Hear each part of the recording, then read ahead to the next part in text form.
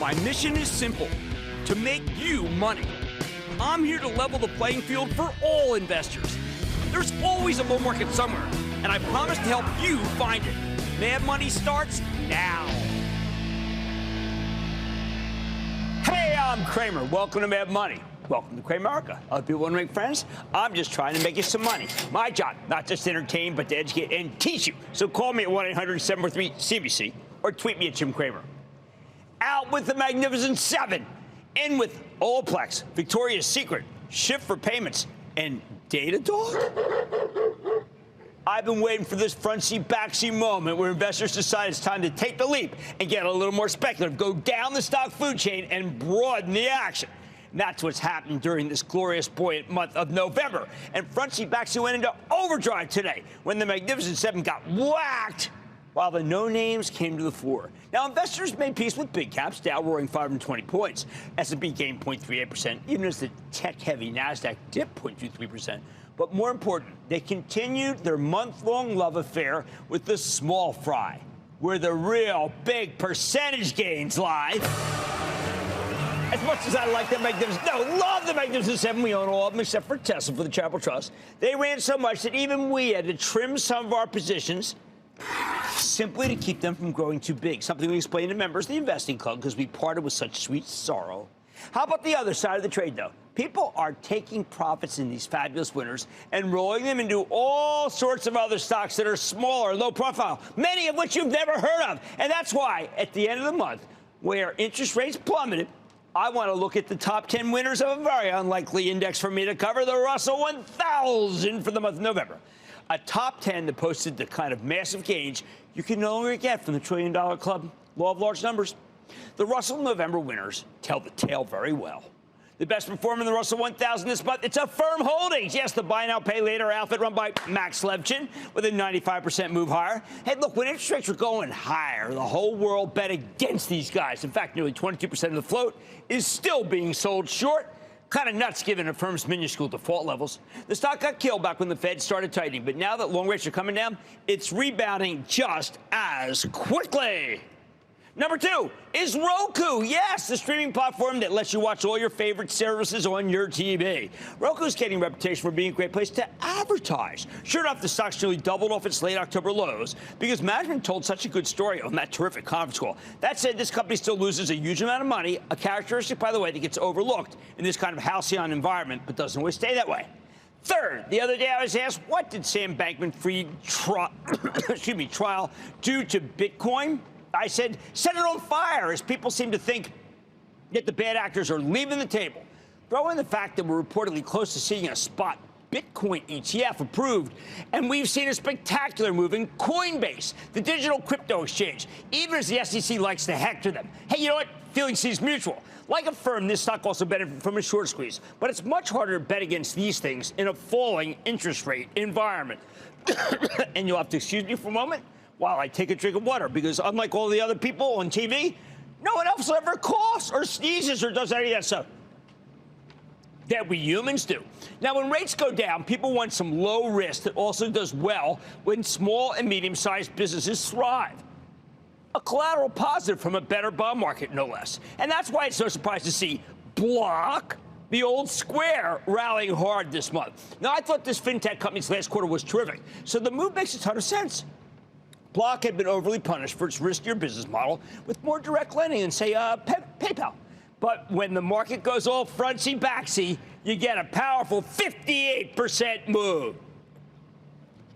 Yet many stocks have dwelled in the valley of the shadow of death for a couple of years now. So as rates peak, when something good happens, their stocks explode higher.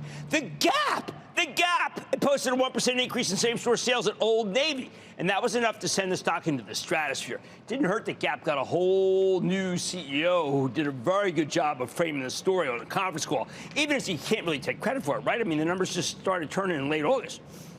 Number 6. Oh, you'll love this one. You'll just love this one. It's a company called Olaplex, okay?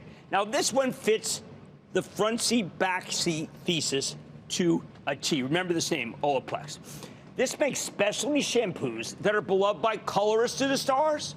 This is the kind of low-dollar stock that attracts people who like the shampoos. and want to buy a piece of what they like. It's profitable. And by the way, in my shower, it's the most important thing. My wife loves it, uses it by the boatload. She told me to tell you that she liked the purple-colored one. Let me say this, though. Tonight, Becky Quick has a special at 8 p.m. on the late Charlie Munger. He was that brilliant partner of Warren Buffett. Munger famously got Buffett to focus on high-quality companies at a fair price. Munger, he would never bought a share of Olaplex. All right, this month shows that you don't even really need good numbers for your stock to go higher.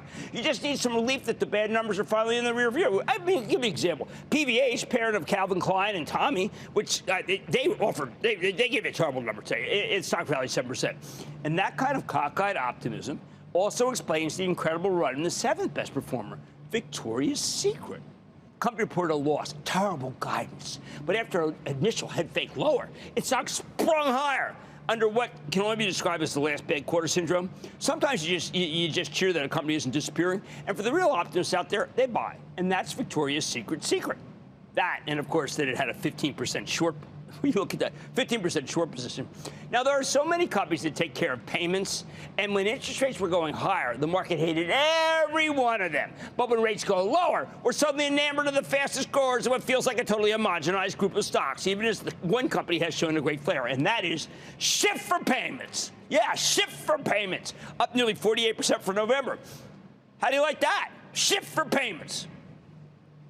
All right, now out of nowhere, out of nowhere come two companies that are actually really great companies. First one is Datadog, okay? Here's a company that should have been acquired a long time ago by an old-fashioned tech outfit, would have been able to spruce up their numbers. Datadog does very helpful application monitoring and analytics. Cloud transparency is a huge thing. Sure enough, the quarter was immaculate. Look, you know what? I actually tell you to buy the stock right here, up 43%, but it did hit its 52-week high today, so that makes me a little antsy. And then the other one, you know I like these guys, Expedia. Up almost 43% for the month of November. This is a case where the expectations were extremely low. The company reported good numbers, and then the stock just, boom, vaulted higher, up 19% in a single session, by the way, because it never should have been down so much in the darn first place. Now, when Booking's competitor, Booking Holdings, had been doing well, people gave up on these guys. What a mistake. And by the way, the travel boom, it's still on. You see Royal Caribbean, see where that stock was today? It's insane. Now, look, I'm not a believer in endorsing future winners based on November's performance. But the bottom line, if you think we're going to have a soft landing, if you believe inflation's coming down, if you believe that interest rates have peaked, then you need to be a little more optimistic about life and stocks, or at least stocks. The Russell 1000 list with a growth stock bias that can produce some real winners, and the ones I just highlighted have separated themselves from, I don't know, how about the other 990 stocks in that esteemed coiled spring of an index? To mix metaphors of racing and trains. Charles in Arizona. Charles! Booyah, Eagle Boy Jim. How you doing today? Go Birds, Chief. What's happening?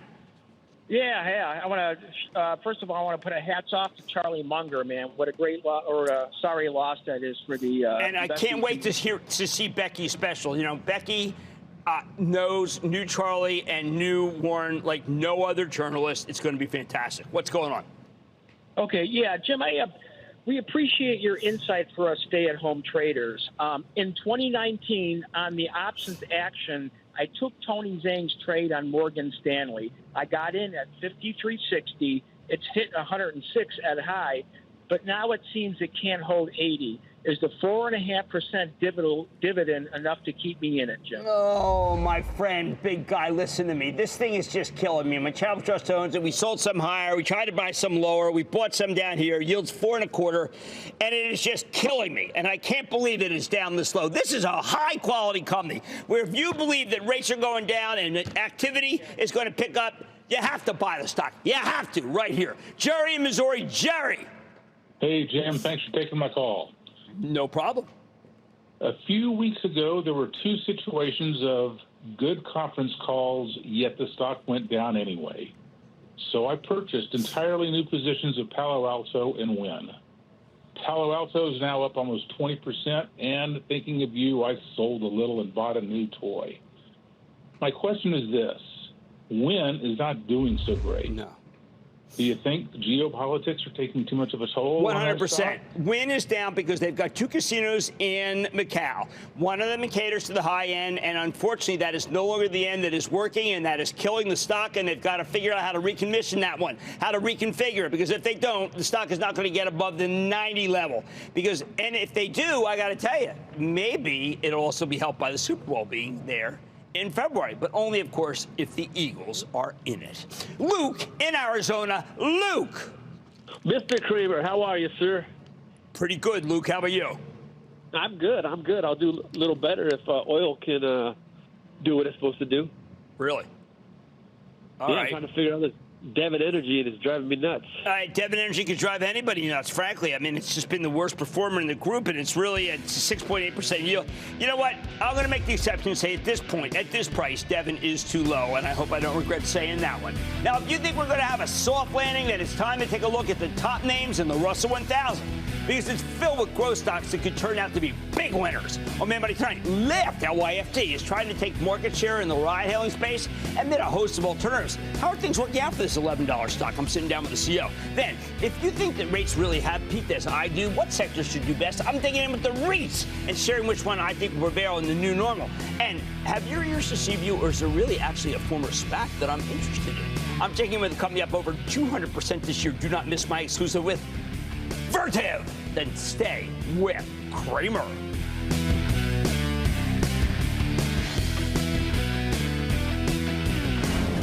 Don't miss a second of Mad Money. Follow @Jim Cramer on X. Have a question? Tweet Cramer. #MadMentions. Send Jim an email to madmoney@cnbc.com or give us a call at 1-800-743-CNBC. Miss something? Head to madmoney.cnbc.com.